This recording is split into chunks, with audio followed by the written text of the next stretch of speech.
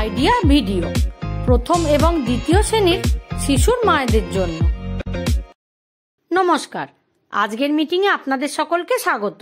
আশা করি গত সপ্তাহের আইডিয়া ভিডিও আপনাদের সকলের ভালো লেগেছে। চলুন তাহলে আজকের মিটিং শুরু করি। গত সপ্তাহের কার্যকলাপ এবং প্রথম ও দ্বিতীয় শ্রেণীর কর্মপত্র এবং 6 ভাগের পাজেল ভিডিওটি আপনাদের কেমন লেগেছে তার অভিজ্ঞতা সকলকে বলুন। এবার সাথে আনা কর্মপত্রটি নিজেদের মোবাইলে ছবি তুলে নিন। ততক্ষণ এই ভিডিওটি এখানে থামিয়ে দিন। চলুন এবার আগের একটি কার্যকলাপ করি, যার নাম কিছু করে দেখি।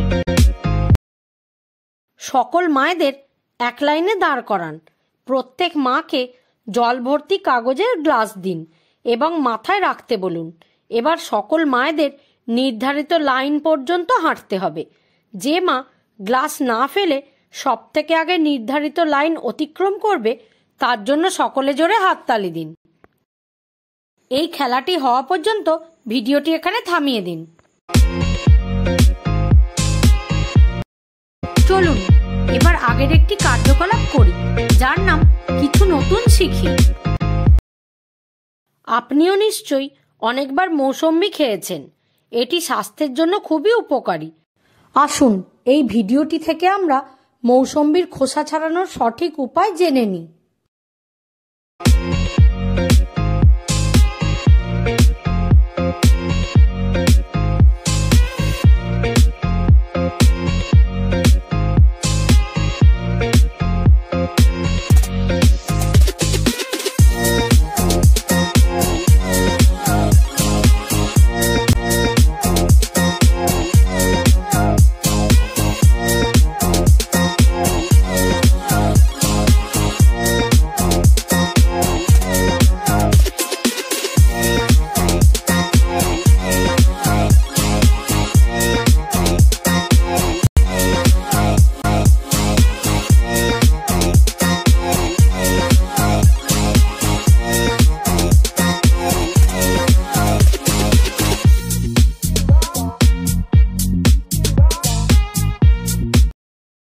এই ভিডিওটি দেখে আপনারা কি উপকৃত হতে পারেন?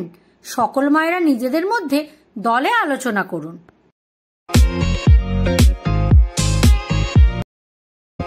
চলুন এবার পরের একটি কার্যকলাপ করি, যার নাম বাড়ি গিয়ে শিশুকে করান। মা ও শিশু এক দেওয়াল থেকে অন্য দেওয়াল পর্যন্ত নিজের পা গুনে গুনে যাবে। কার পা বেশি হলো গুনুন এবং নোট করুন। খেলাটি আবার খেলুন। এবার কার পা বেশি হলো তা দেখুন। এর সাথেই প্রথম এবং তৃতীয় শ্রেণীর দেওয়া বিয়োগের প্রশ্ন ছবি বা বস্তুর সাহায্যে সমাধান করার কর্মপত্রটি বাড়ি গিয়ে শিশুর সাথে সম্পূর্ণ করুন।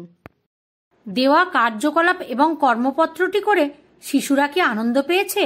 এই অভিজ্ঞতাটি আমাদের সাথে অবশ্যই শেয়ার করুন। আশা করি আইডিয়া ভিডিওটি আপনাদের ভালো লেগেছে। আজকের কার্যকলাপটি এখানেই শেষ করা হচ্ছে। এই ধরনের আরও নতুন নতুন কার্যকলাপ জানতে আগামী সপ্তাহে আমরা আবার একত্রিত হব। ততদিন পর্যন্ত নিজের ও শিশুর যত্ন নিন। ধন্যবাদ।